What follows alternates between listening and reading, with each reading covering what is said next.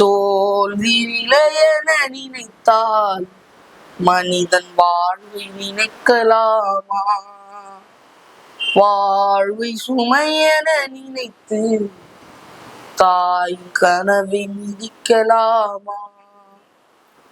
இந்த பாடலை நம்ம பாடுறோம். எதற்காக பாடுறோம்? நாம் தமிழர் கட்சியினுடைய தம்பி தங்கைகளாகட்டும், அக்கா அண்ணன்களாகட்டும், மிகவும் கடுமையாக இந்த 2026 சட்டமன்ற தேர்தலில் தங்களுடைய களத்துல பயங்கரமான உழைப்பை சிந்திருக்கிறாங்க. உழைப்புனா உழைப்பு, அவ்வளோ உழைப்பு. ஆனா அத்தனை உழைப்புகளும் வீணா போயிருக்கு. சீமான் அவர்கள், அதாவது சீமான் அவர்கள் ஒருத்தரை மட்டுமாவது தமிழ்நாட்டு சட்டமன்றத்துக்குள்ள அனுப்பணும், அனுப்பியே தீரணும். தமிழ்நாட்டு மக்களுக்காக குரல் கொடுக்க ஒரு தமிழ் தலைவன் உள்ள போகணும் அப்படின்ட்டு நாம் தமிழர் கட்சியினுடைய தம்பி தங்கைகள் எவ்வளோ வேலை செஞ்சாங்க. ஆனா அப்பையும் அவங்களுடைய உழைப்பு அனைத்தும் வீணா போச்சு. எனவே என்ன அப்படியே தூண்டு போயிட்டீங்களா? ஐயோ தோல்வி அடைஞ்சிட்டேமே, நம்மளால எதுலையுமே முன்னிலை வகிக்க முடியலையே, எதுலையுமே நம்மளால எதுவுமே செய்ய முடியலையே. தோல்வி பயமா? கிடையாது. தோல்வியினால நம்ம துவண்டு போன வரலாறே கிடையாது. எனவே என் அருமை தமிழ் சொந்தங்களே, இந்த தோல்வியை விட்டு தள்ளுங்க. இந்த தோல்வியும் நமக்கு ஒரு பாடம் தான். எனவே 2021 சட்டமன்ற 31 சட்டமன்ற தேர்தலையோ அல்ல அதற்கு முன்னாடி வரக்கூடிய பாராளுமன்ற தேர்தலையோ நம்ம யாரு அப்படிங்கிறத காமிப்போம். 2031 சட்டமன்ற தேர்தலையோ இல்ல அதற்கு முன்னாடி வரக்கூடிய பல தேர்தல்களிலே நாம களம்புக தயாராகும். நாம வீழ்ந்துட்டோம், திட்டமிட்டு வீழ்த்தப்பட்டிருக்கிறோம். இதுதான் நிதர்சனமான உண்மை. எனவே கரம் கோர்ப்போம், பலமாக கரம் கோர்ப்போம். நாம் தமிழர், நாம் தமிழர் என்று முரசறைந்து தமிழ்நாட்டு அரசியல் வரலாற்றை ஒரு நாள் நிச்சயமாக நாம் மாற்றி அமைப்போம். அதுல மாற்று கருத்தே இல்லை. எனவே துவண்டு போகாம தோல்விய ஒரு பாடமா கற்று அடுத்து புயல் போல எழுந்து முன்ன வந்து நின்று தனியா நின்று சண்டை போடணும் அப்படிங்கிறதுதான் என்னுடைய வேண்டுகோள். எனவே என் அருமை தமிழ் சொந்தங்களே, துவண்டு போகாதீங்க. இத பத்தி தான் இந்த காணொலியில நம்ம விரிவா தெளிவா பார்க்க போறோம். வாங்க காணொலிகளை போறோம். நாம் தமிழர் கட்சி தமிழர்கள் உரிமைகளுக்காகவும், தமிழர்கள் நிலங்களுக்காகவும், தமிழர்களுடைய வளங்களுக்காகவும், மொழி இனத்திற்காகவும், பண்பாடு கலை கலாச்சாரத்துக்காகவும், பொருளாதாரத்திற்காகவும், கல்விக்காகவும், உரிமைகளுக்காகவும் போராடு. மலேசியாவில் இருக்கக்கூடிய தமிழர்களுக்கு போராடுதா? இல்ல சிங்கப்பூர்ல வாழக்கூடிய தமிழர்களுக்காக போராடுறாங்களா? இல்ல அமெரிக்கால வாழக்கூடிய தமிழர்களுக்காக போராடுறாங்களா? இல்லையே, தமிழ்நாட்டில் வாழக்கூடிய தமிழர்களின் உரிமைக்காக தானே நாம் தமிழர் கட்சி நின்று போராடுது. அப்ப தமிழ்நாட்டுல தமிழர்களுக்கு யாருக்குமே ஒற்றுமை இல்லையா? நாம் தமிழர் கட்சிக்கு தான் தமிழர்கள் அனைவரும் ஒற்றுமையா நின்று வாக்களிக்கணும் அப்படிங்கிற சிந்தனை உங்க மனதில் இல்லையா? இன்றும் ஒற்றுமை இல்லாம நடைபெணங்களாக வாழக்கூடிய என் தமிழ் சொந்தங்களை கண்டு நான் வெக்கப்படுறேன், வேதனைப்படுறேன். இந்த இனத்திலேயாடா பிறந்த அப்படின்ட்டு கேவலமா நினைக்கிறேன். ஒரு மனிதன் இவ்வளவு உரிமைகளுக்காக, தமிழர்களுக்காக கடைசி நொடி தொண்டை வறண்டு பேசவே முடியலனா கூட நின்று பேசுறான். அப்பயும் ஒற்றுமையே இல்லாம நடைபெணங்கள் மாதிரி யார் யாருக்கோ வாக்களிக்கிறீங்களே, ஒற்றுமை இல்ல. இந்த இனத்திலேயா பிறந்த இப்ப அசிங்கப்படுற. தமிழ்நாட்டுல மலையை காணும், மண்ணை காணும், மரத்தை காணும், நீரை காணும், நிலத்தை காணும் அப்படின்ட்டு நாட்டுல இவ்வளவு பிரச்சனைகள் இருக்கு. இதற்கெல்லாம் தீர்வு இதுதான் அப்படின்னு உங்க எல்லாருக்கும் அடையாளம் காமிச்சு கொடுத்து இவ்வளவு பிரச்சனைகள் இருக்கு சரி பண்றா, அதுக்கு ஓட்ட போடுறா, முதல்ல போடு ஓட்ட அப்புறம் பாரு நாட்டை அப்படின்னு இந்த பிரச்சனைகளுக்கெல்லாம் அடையாளம் கண்டு கொடுத்த ஒரு தலைவனுக்கு வாக்களிக்க உங்களுக்கு தெரியல? வெக்கமா இல்ல? அசிங்கமா இல்ல? எங்க இவ்வளோ நாள் இவ்வளோ செய்திகள் கேள்விப்படுறீங்களே, அப்ப கூட அவங்களுக்கு வாக்களிக்கணும்னு தோணல? சூடு இல்ல, சொரணம் இல்ல, எதுவுமேவா இல்ல? உங்க நிலங்கள் பறிபோது, உங்க மலைகள் பறிபோது, உங்க வளங்கள் பறிபோது, அதுதான் இவ்வளவு நாள் பேசிட்டு இருக்கோம். அப்ப கூடவா உங்களுக்கு சூடு சொரணம் எதுவுமே வரல? உங்களுடைய பேரன் பேத்திகளுக்கு உலகத்தரம் வாய்ந்த கல்வி இலவசங்கிறாரு, உங்களுக்காகத்தானே உலகத்தரம் வாய்ந்த மருத்துவம் அனைவருக்கும் இலவசங்கிறாரு, நல்ல குடிநீர் இலவசமா தருவேங்கிறாரு. இதை விட வேற உங்களுக்கு என்ன? இதற்காக ஒரு விரல் புரட்சி செய்ய வேண்டிய நீங்கள், சூடு சுரணையற்று ஒரு விரல் புரட்சி செய்ய வேண்டிய நீங்கள் 10 விரல்களை இப்படி ஏங்கி கோட்டுக்கும் கோழி பிச்சைக்காரனை போல கோட்டுக்கும் கோழி பிரியாணிக்கும் வாக்களிக்கிறதுக்கு காசும் வாங்கிட்டு போய் வாக்களிச்சிருக்கீங்களே, உங்களெல்லாம் என்னன்னு சொல்லலாம், எப்படின்னு உங்களுக்கு திட்டலாம்? அன்னைக்கே ஐயா கண்ணதாசன் சொன்னாரு, சல்லி சல்லியா இவனை சிதைக்க வேண்டும், தடிமரத்தை ஈன்றவளா தமிழ்மங்கை, தமிழனுக்கு சூடு இல்லை சுரண இல்லை, தன் முன்னோர் வகுத்த வழி நினைவு இல்லை அப்படின்னாரு. உண்மைதான், தமிழனுக்கு சூடு இல்ல சுரணை இல்ல, தன் முன்னோர் வகுத்த வச்சு வழி நினைவில்லை. வீரமுடனும் மானமுடனும் வாழ்ந்த தமிழர்கள் இன்னைக்கு எதுவுமே அற்று யார் யாருக்கோ வாக்களிச்சுட்டு போறான். உங்களுடைய உரிமை, உங்களுக்கான போராட்டங்கள், உங்களுக்கான நிலங்கள் வளங்கள் என்று பேசக்கூடிய தலைவனை நீங்கள் அங்கீகரிக்கவில்லை, ஒதுக்கி இருக்கிறீர்கள். சீமான் என்ன பண்ணாரு? உங்களோட சேர்ந்து தானே அவரும் பிறந்தாரு, அவரும் ஒரு தமிழர் தானே, அவரு உடம்புல ஓடுறதும் ஒரு தமிழ் ரத்தம் தானே, உங்களுக்கெல்லாம் ஓடக்கூடிய ரத்தம் தானே அவருக்கும் ஓடுது. அதுல கொஞ்சமா சிறிய அறிவை வளர்த்துக்கிட்டு தானே இந்த மாதிரி மலையை காணோம் மண்ணை காணோம், மக்களே விழிப்புணர்வு அடையுங்கள் அப்படின்னு தானே அவர் பேசுறாரு. வேற என்ன அவர் சொல்லிட்டாரு? ஆனா அவருக்கு நீங்க வாக்களிக்காம எதையோ மக்களுக்காகவே பேசாம தன்னுடைய நலனுக்காக மட்டுமே அரசியலுக்குள்ள வந்த பல தலைவர்களுக்கு வாக்களிச்சிருக்கீங்களே, எப்படி உங்களெல்லாம் விமர்சிப்பது?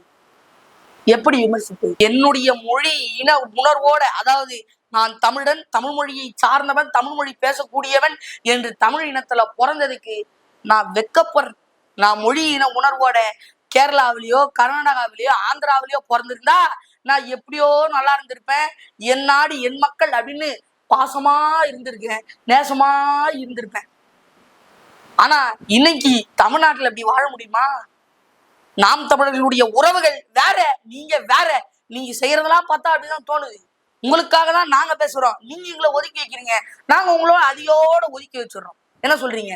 ஏன்னா நீங்க முடிவு பண்ணிட்டீங்க, இந்த நாடும் நாட்டு மக்களும் நாசமாய் போகட்டும் அப்படின்னு இந்த நாட்டினுடைய மக்களான நீங்கள் முடிவு செய்து விட்டீர்கள். அதாவது தமிழ்நாட்டு மக்களும் நாசமா போகட்டும் முடிவு பண்ணிட்டீங்க. உங்களோட சேர்ந்து நாங்களும் நாசமா போக வேண்டியதான். வேற என்ன பண்ண முடியும் சொல்லுங்க பாப்போம். எப்படிங்க வாக்களிச்சீங்க? மனசாட்சியே இல்லாம வாக்களிச்சீங்க. இந்த தபால் ஓட்டெல்லாம் பார்க்கும்போது அதிர்ச்சியா இருக்கு. தபால் ஓட்டுல பெரும்பாலும் யார் வாக்களிப்பாங்க? முதியோர்கள், அரசு ஊழியர்கள், இது போன்ற முக்கியமான ஆளுமைகள்லாம் வாக்களிப்பாங்க. சரி, முதியோர்களை கூட வீட்டுல இந்த மாதிரி நம்ம போன காணொலி எல்லாம் பேசியிருந்தோம். வேணும்ட்டே விசிலுக்கு தான் ஓட்டு போடணும், திருச்சி எல்லாம் ஓட்டு போட வச்சிருப்பான், நீ ஓட்டு போடலாம் நான் செத்துருவேன் அப்படின்னு நிறைய பேர் மிரட்டிலாம் வாக்கு வாங்கியிருக்கிறான். இதெல்லாம் ஒரு பக்கம் இருக்கட்டும், அவங்களே போட்டாங்கன்னு வச்சுங்களேன். அரசு ஊழியர்கள் எப்படி வாக்களிச்சாங்க? இந்த படிச்சவங்கலாம் முட்டாள் சொன்னாங்களா, அது உண்மைதானா? ஓவரா படிச்சா முட்டாள் ஆயிடுவாங்களோ? 15 ஆண்டு காலமாக மாற்றம் அடிப்படை அமைப்பு அரசியல் மாற்றம் அப்படின்ட்டு ஒவ்வொரு மாற்றத்தையும் டிவியில போட்டு நான் இதைதான் பண்ண போறேன், இப்படித்தான் பண்ண போறேன், இதைதான் செய்ய போறேன் என்று 15 ஆண்டு காலமாக நாம் தமிழர் கட்சி மாற்றம் என்று கத்துதே. அந்த கட்சி உங்களுக்கு கண்ணுகளை தெரியலையா? திமுகவை பற்றி நம்ம ஏதாவது பேசினா, ஆனா திமுகவை பத்தி எதுவும் பேசாதீங்க, என் காதுக்குள்ள ஏறாது. ஆனா திமுக பத்தி எதுவும் பேசாதீங்க, நான் இந்த காதுல வாங்கி இந்த காதுல விட்டுருவேன், இது திராவிட காது அப்படிங்கிறீங்களே. எப்படிங்க? நேத்து ஒருத்தன் மாற்றம் அப்படின்னு சொல்லுவாராம், அவருக்கு எப்படிங்க வாக்களிச்சுட்டு போயிட்டே இருக்கீங்க? நாம் தமிழர் கட்சி தமிழ்நாட்டு அரசுக்கு சாதிவாரி கணக்கெடுப்பு நடத்தணும் அப்படின்னு ரொம்ப ஸ்ட்ராங்கா கோரிக்கை வச்சாங்க. ஆனா அவங்க வெவ்வேறு காரணங்களை தொடர்ச்சியா சொல்லிக்கிட்டே இருந்துச்சு, செய்யல. ஆனா ஐயா சீமானவர்கள் சாதிவாரி கணக்கெடுப்பு நடத்தல அப்படின்னாலும் விகிதாச்சார அடிப்படையில எல்லா சாதியினருக்கும் சமமா வாய்ப்பு தந்தார். அப்புறம் ஏங்க எந்த தமிழ் சாதிகளும் ஐயா சீமானவர்கள், எந்த சாதிகளும் ஏன் ஐயா சீமானவர்கள் ஆதரிக்கிறார்? பெண்கள் 117 பெண்கள், 117 ஆண்கள் சமமா வாய்ப்பளிச்சிருந்தார். ஏன் பெண்கள் கூட நாம் தமிழர் கட்சிக்கு ஆதரவு தரல? பெண்கள் திறமைசாலிகள், குடும்பத்தை வழிநடத்தக்கூடியவர்கள், பெண்கள் பல திறமை வாய்ந்தவர்கள் என்று பெண்களை போற்றி புகழ்ந்துகிட்டே இருக்கிறமே, அப்போ கூடவா பெண்களுக்கு சிந்தனை தோணல? 117 சமமா வாய்ப்பு தரக்கூடிய கட்சி நாம் தமிழர் கட்சி, எங்களுடைய ஆதரவு நாம் தமிழர் கட்சிக்கு எப்படி உங்களால சொல்ல முடியும்? நீங்க நாம் தமிழர் கட்சிக்கு வாக்களிக்காம போயிருக்கலாம். உடனே நீங்க நினைக்கலாம், ஓ நாம் தமிழர் கட்சியும் நாம் தமிழர் கட்சியினரும் பலவீனம் அடைஞ்சிட்டாங்க அப்படின்ட்டு. வாய்ப்பில்லை ராஜா, வாய்ப்பில்லை. பலவீனம் இல்ல, பலம் அடைஞ்சிருக்கிறோம். பன்மடங்கு பலம் அடைஞ்சு உங்க முன்னாடி நிக்கிறோம். இப்ப புரிஞ்சுக்கிட்டோம்ல உங்களுடைய அரசியல் எப்படி, உங்களுடைய சிந்தனை எப்படி, உங்களுடைய மனநிலை எப்படி, மேம்போக்கான அரசியலுக்கு தான் நீங்க ஆதரவு தருவீங்க அப்படின்னு நாங்க புரிஞ்சுக்கிட்டோம் இல்லையா? அது போதும் எங்களுக்கு. ஐயா பாரதியார் சொன்னாரு கல்வியில் சிறந்த தமிழ்நாடு அப்படின்னாரு. திமுக நடத்துச்சு கல்வியில் சிறந்த தமிழ்நாடு அப்படின்னு விழா நடத்தினாங்க. இப்ப புரிஞ்சுக்கிட்டோம், நீங்க வாக்களிச்சது மூலமா புரிஞ்சுக்கிட்டோம், இது கல்வியில் சிறந்த தமிழ்நாடு இல்ல, கல்வியில் சிறந்த தமிழ்நாடு கிடையாது. தற்குறிகளில் அதாவது அறிவற்றவர்கள் நிறைய சிறந்து இருக்கக்கூடிய தமிழ்நாடு தான் இந்த அறிவற்றவர்கள் தமிழ்நாடு அப்படின்ட்டு இப்ப புரிஞ்சிட்டோம். எப்படின்னா தமிழர்கள் யாருக்குமே நாங்கள் தமிழர்கள் என்ற உணர்வு இல்ல, என் மொழி தமிழ்மொழி அப்படிங்கிற உணர்வு இல்ல, அதெல்லாம் செத்து போயிடுச்சு அப்படின்ட்டு எத்தனை தடவை சொன்னோம். உலகமே தமிழ்நாட்டினுடைய சட்டமன்ற தேர்தலை உற்று நோக்குகிறது. நீங்க தற்குறிக்கு வாக்களிக்க போறீங்களா இல்ல தலைவனுக்கு வாக்களிக்க போறீங்களா அப்படின்னு எத்தனை தடவை சொன்னோம். நீங்க தற்குறிகளுக்கு தான் வாக்களிச்சிருப்பீங்க, தலைவனுக்கு வாக்களிச்சிருக்க மாட்டீங்க. அப்ப நீங்க உலகத்துக்கே நிரூபிச்சிட்டீங்க தமிழர்கள் அனைவரும் தற்குறிகள் அப்படின்ட்டு. பரவாயில்ல, இருந்துட்டு போட்டோம். ஆனா நாங்க பலவீனம் மட்டும் அடைஞ்சிருப்போம் நீங்க எக்காரது கொண்டு நினைச்சிருக்க வேண்டாம். நாங்க எங்களை மாத்திக்கிட்டே இருப்போம். இந்த வெற்றி யாருக்கு சொந்தமானதுன்னு நினைக்கிறீங்க? ஐயா விஜய் அவர்களுக்கா? கிடையாது. உங்களை இவ்வளவு நாள் எந்த கல்வி அறிவும் தராம, போதுமான அரசியல் அறிவு தராம உங்களை மாறி மாறி ஆடினாங்க இல்லையா, திமுகவும் அதிமுகவும், அவங்களுக்கு தான் இந்த ஐயா விஜய் அவர்களுடைய வெற்றி சமர்ப்பணமாகும். அரசியல் அறிவே இல்லாம யாருக்கு வாக்களிக்கணும்ன்ற அறிவேலாம் வாக்களிச்சிருக்காங்க இல்லையா, இந்த வெற்றி ஐயா விஜயர்களுடைய வெற்றி திமுகவிற்கும் அதிமுகவிற்கும் அதாவது திராவிட கட்சிகளையே சாரும். ஐயா விஜயர்களுடைய வெற்றி இந்த திராவிட கட்சிகளுக்கு சமர்ப்பணம். என்னருமே நாம் தமிழர் உறவுகளே, தோல்வி கண்டு துவண்டு போக வேண்டாம். நமக்கு தோல்விங்கிறது சகஜமானது. எளிதில் வென்றவர்களுடைய மனது பூ போல மென்மையாக இருக்கும். நாம் 1000 தடவை தோற்று நமது மக்களை நம்பி நாம் தோற்று ஒரு முறை வெல்ல போகிறவர்கள் நமது இதயம் இரும்பினை விடவும் கனமாக இருக்கும். நாம் எந்த சூழ்நிலையிலும் நின்று போராட தகுதியானவர்கள் என்று தமிழ்நாடு மக்கள் உணர வேண்டும். நாம் தான் இந்த தமிழ்நாட்டின் மாற்று சக்தி தீர்வு என்று உணரும் பொழுது இவர்கள் வாக்களிக்க வேண்டும், வாக்களிப்பார்கள். அப்பொழுதும் அந்த சூழ்நிலை உருவாகும். அதுவரை நாம் போராடி கொண்டே இருப்போம். போராடி மடிந்தாலும் பரவாயில்லை, போராடிக்கிட்டே இருப்போம். எனவே என் சொந்தங்களே, துவண்டு போக வேண்டாம். நாம் தமிழர் உறவுகள் வென்றால் சட்டமன்றத்தில், இல்லையே மக்களுடன் போராட்ட களத்தில். எனவே என் உறவுகளே, எக்காரணத்திற்கொண்டும் துவண்டு போக வேண்டாம். மாற்றுவோம். அடுத்த காணொளியில் மீண்டும் சந்திப்போம். நாம் தமிழர்.